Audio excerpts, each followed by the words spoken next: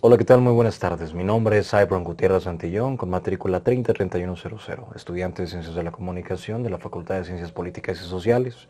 En este video les voy a hablar sobre la semiótica, una materia impartida por la maestra Benjelina Mercado Aguirre. Esta maestra nos está impartiendo lo que es la materia de semiología y podemos dar de aquí inicio y partir con un resumen de la estructura de la semiótica. ¿Qué es la semiótica en sí, señores? La semiótica en sí está principalmente fundada por el padre de la semiótica, que es Charles Sanders Peirce, un estadounidense, filósofo y científico, que inició la teoría de los signos, que es lo que les voy a hablar prácticamente en este video, ¿no? Muy de la mano, años después, por 1857 más o menos, cuando nació Ferdinand de Saussure, le dio seguimiento a todas esas teorías de signo y dio ciertos aportes también a lo que es la semiótica, ¿no? Son dos filósofos o dos lingüistas fuertemente catalogados como pioneros de la semiótica, ¿no? La semiótica en sí, señores, habla sobre la teoría de los signos. Se puede decir, para entenderla principalmente, ¿qué es la teoría de los signos, señores?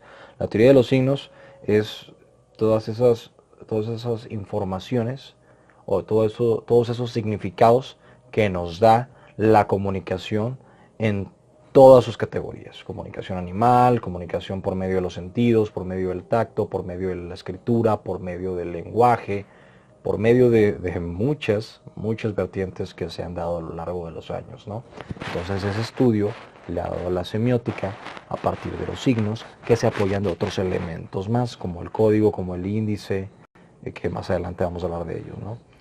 El signo es un objeto en sí. El signo es un objeto, señores, que presupone, se puede decir que presupone una información o provee un conocimiento para que sea posible obtener esa información, ¿sí? Sobre el mismo objeto, ¿sí? Un objeto o el signo en sí nomás te da una suposición de lo que puede significar. Pero si no está apoyado de otros elementos que le den ese significado o esa información, no se puede obtener o entender como tal. El signo es la forma en sí, es la forma materializada de lo que se está expresando, pero sin una información, sin ese significado, ¿no? Por ello, entramos con elementos como el índice o indicios, que son signos que tienen conexión física y real con el referente, es decir, con el objeto al que se remiten. Los signos que rotulan a los objetos designando en otro código, ya sea el título escrito debajo de un cuadro, un pie de foto, son los signos naturales producidos por objetos o seres vivos que se apoyan de los índices, ¿no? Las huellas de unas pisadas, el humo como indicativo de fuego, el cerco de un vaso, la palidez de una persona, son esos significados que le dan al signo, pero están catalogados en los índices, ¿no? Que son esa conexión física o real con el objeto. Los iconos, señores, son signos que tienen semejanza de algún tipo con el referente, o sea, con el objeto. La semejanza puede consistir en un parecido en la forma o afectar a cualquier otra cualidad o propiedad del objeto, del signo. Son signos icónicos porque pues, todo se representa, por ejemplo, en cuadros, las estructuras figurativas, las fotografías, los dibujos animados. Son gráficos que se visualizan con proporciones de miles de formas, ¿no? De ahí siguen los símbolos, que son signos arbitrarios, así los catalogan, cuya relación con el objeto o con el signo es que se basa exclusivamente en una convención. El símbolo no tiene por no parecerse ni guardar relación con la designa. Los alfabetos, la notación clínica, los signos matemáticos, las banderas nacionales son símbolos que le dan esa representación al signo, ¿no? Esta categoría pertenece al signo lingüístico. De hecho, Peirce señala que la clasificación de esta categoría no es excluyente. Considerando desde diversos puntos de vista, un signo puede pertenecer a la vez a más de una de estas categorías, ¿no? Ejemplo, las huellas dactilares son índices. Guardan relación real con la yema del dedo, que las produjo, ¿no? Que es el objeto. Y a la vez son iconos que reproducen exactamente sus estrías, ¿no? Si una agencia de detectives la escoge o la utiliza como emblema comercial, automáticamente se convierte en un símbolo, ¿no? Entonces, toda esa estructura, todos esos elementos dan esa referencia a un significado, ¿no?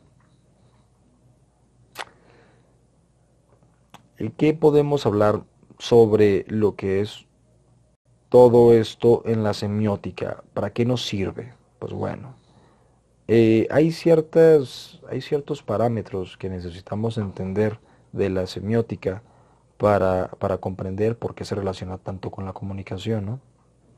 Pues el signo, de hecho, tiene ciertas funciones de las cuales no se pueden prescindir, ya que son funciones que se han establecido en base a nuestros métodos de comunicación. Uno de ellos es la función emotiva o expresiva, que habla directamente sobre la actitud del emisor. Recordemos que en el esquema comunicativo hay un emisor, un receptor, un canal y un mensaje, ¿no? Y todo eso se transmite con una función de signo, una función en ese objeto que se le da, ¿cómo explicarlo? En esa estructura del mensaje, ¿no? De cómo se va a expresar. Se puede expresar de una manera emotiva, desde la actitud principal del emisor. Se puede expresar con la función referencial, que es informativa o denotativa o cognitiva, que está orientada hacia el contexto en sí. Tiene que ver con todo el tema que provoca la comunicación y no solo con el mensaje.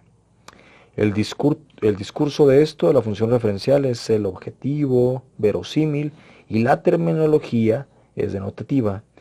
El factor de la comunicación es el referente, como los géneros periodísticos, la noticia, la crónica, el periodismo científico de investigación. Todo esto se basa, todos este tipo de ejemplos, como la noticia, se basan en una función referencial o informativa, ¿no?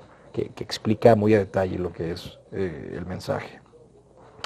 Y también está la función poética, ¿no? Otro ejemplo, que es por el, pone el acento en el mensaje mismo, ¿no? Lo destaca de una manera poética. Eh, Puede ser en ejemplos como los géneros periodísticos, existen todas estas funciones poéticas, también donde se destaca el mensaje de alguna manera, ¿no? En el aspecto literario, en el aspecto político.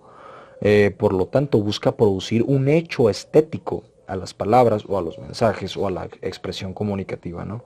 Para esto se utilizan metáforas, figuras retóricas. El factor de la comunicación es el mensaje. Frases, chistes de humor, cosas así, ¿no?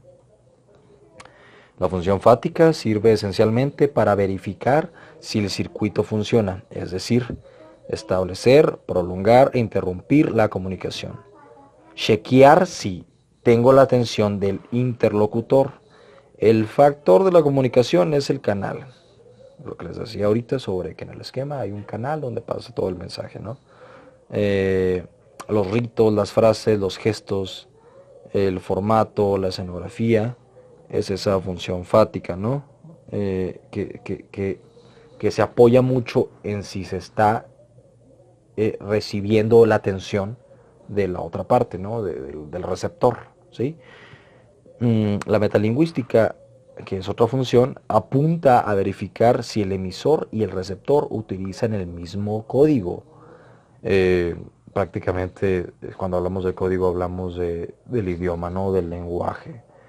Si se explica en términos cuyo significado se desconoce, el estudio del lenguaje es el estudio del código propiamente, ¿no? Bueno, señores, todo esto en conclusión son elementos que estructuran completamente a la semiótica en sí, que es el estudio de todas esas formas de comunicar y todas esas formas de expresar mensajes o ciertos significados en base a toda la estructura que hay dentro de los signos, ¿no? Dentro de la teoría de los signos, dentro de la semiótica en sí. Pero aquí lo desglosamos, aquí ya hablamos sobre la composición en sí de todos estos elementos.